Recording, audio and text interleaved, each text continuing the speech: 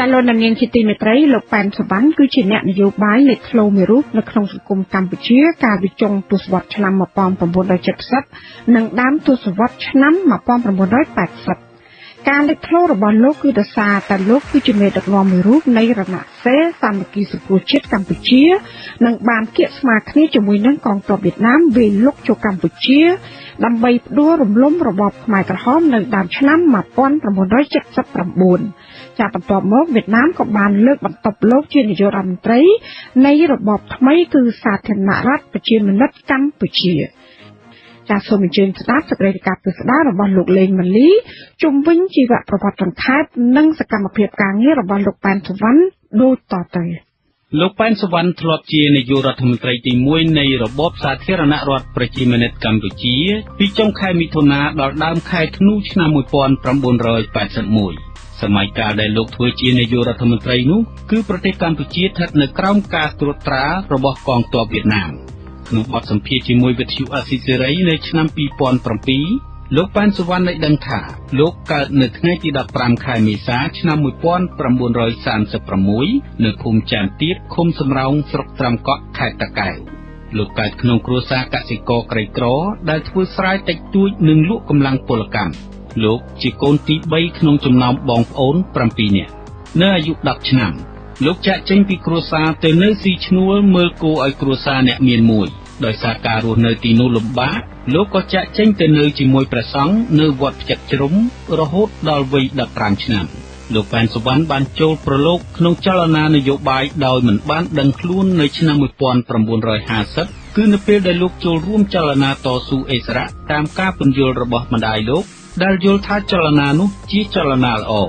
ក្នុងវ័យ24ឆ្នាំលោកប៉ែនសវណ្ណថ្លែងថាពេលនោះលោកមិនយល់ពីបញ្ហានយោបាយកុម្មុយនីសឥណ្ឌូចិន3ប្រទេសទេប៉ុន្តែលោកគ្រាន់តែដឹងថាលោកត្រូវចូលរួមចលនាវាយបណ្ដេញពួកអាណានិគមនិយមឈ្លានពានក្រៅប្រទេសវាយរំលំរបបជិះជាន់ប្រជាពលរដ្ឋកសិករប៉ុណ្ណោះលោកមើលឃើញថាអាណានិគមរបស់អធិរាជជប៉ុននិងបារាំងពេលនោះបានធ្វើបាបជិះជាន់ពលរដ្ឋកម្ពុជា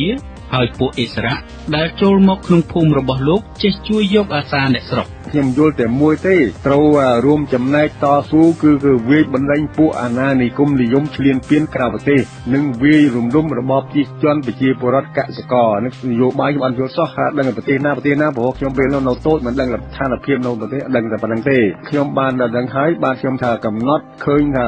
ចលនារបស់អ៊ីស្រាអែលមានគោលដៅមួយវាយបណ្ដេញពួកអាណានិគមនិយមឈ្លានពានក្រៅប្រទេសគឺនៅចំនួនបារាំងហើយវាយរំលំវណ្ណៈជិះជាន់ចំនួននោះខ្ញុំហៅថាវណ្ណៈសក្តិភូមិជិះជាន់សង្កត់កិនប្រជាពលរដ្ឋក្រីក្រលោកបញ្ជាក់ថាក្រុមអិសរាជដែលលោកចូលរួមនោះគឺជាក្រុមរបស់តាម៉ុកដែលពេលនោះលោកស្គាល់ឈ្មោះផ្សេងថាឈិតជឿនពងជឿននិងឯកជឿនលោកធ្លាប់ជាអ្នកធ្វើការចម្រុះនិងជាអង្គរៈរបស់តាម៉ុកពីឆ្នាំ1950ដល់ឆ្នាំ1953ក្រោយពេលកម្ពុជាទទួលបានឯករាជ្យពីបារាំងនៅឆ្នាំ1954លោកជាមនុស្សម្នាក់ក្នុងចំណោមយុវជនយុវនារីចំនួន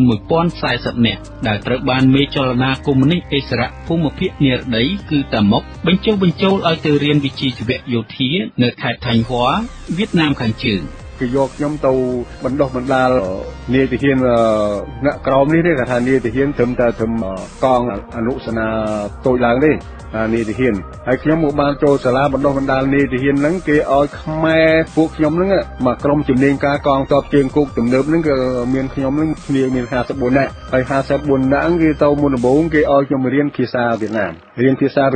អក្សរវៀតណាមដើម្បីចូលរៀនបច្ចេកទេសលោកថាមូលហេតុដែលជំរុញលោកឲ្យទៅពេលនោះក៏ព្រោះតែលោកមើលឃើញថាទោះជាអាណានិគមនិយមបារាំងចាក់ចេញពីកម្ពុជាពិតមែនប៉ុន្តែវណ្ណៈសក្តិភូមិជិះជាន់នៅតែមានក្រោយព្រឹត្តិការណ៍រដ្ឋប្រហារទម្លាក់សម្ដេចព្រះនរោត្តមសីហនុនៅឆ្នាំ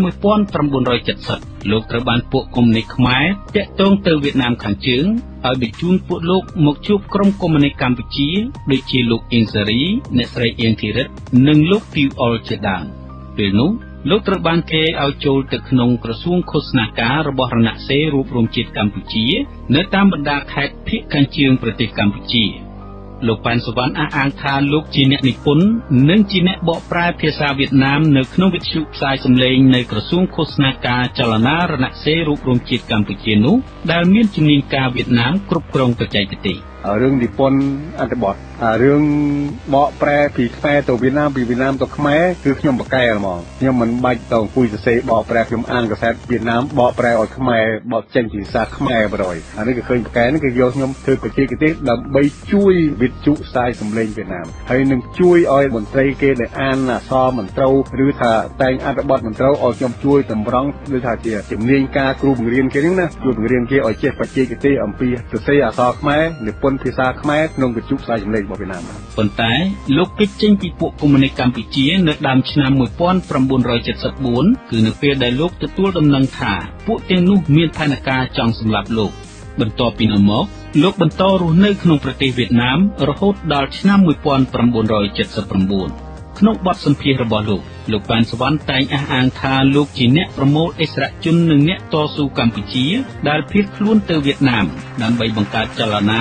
រំដោះពលរដ្ឋកម្ពុជាពីកណ្ដាប់ដៃពួកខ្មែរក្រហមប៉ុលពតលោកត្រូវបានតែងតាំងជាប្រធានចលនាកសាងកម្លាំងនយោបាយនៅថ្ងៃទី5ខែមីនាឆ្នាំ1978នៅខែធ្នូឆ្នាំ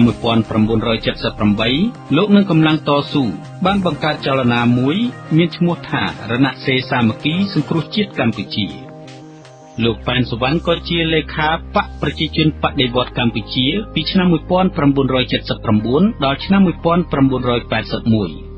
លោកធ្លាប់ត្រូវបានវៀតណាមបញ្ជាឲ្យចាប់ខ្លួនបញ្ជូនទៅដាក់គុកនៅទីក្រុងហាណូយអស់រយៈពេលជាង10ឆ្នាំក្នុងពេលដែលលោកជាប្រធានបកប្រជាជនបដិវត្តន៍កម្ពុជាដែលជាគណៈបកប្រជាជនកម្ពុជាបច្ចុប្បន្នលោកថ្លែងថាការចាប់ខ្លួនលោកពេលនោះគឺដោយសារតែលោកលើកឡើងអំពីបញ្ហាវៀតណាមរំលោភបូរណភាពទឹកដីនិងអធិបតេយ្យកម្ពុជា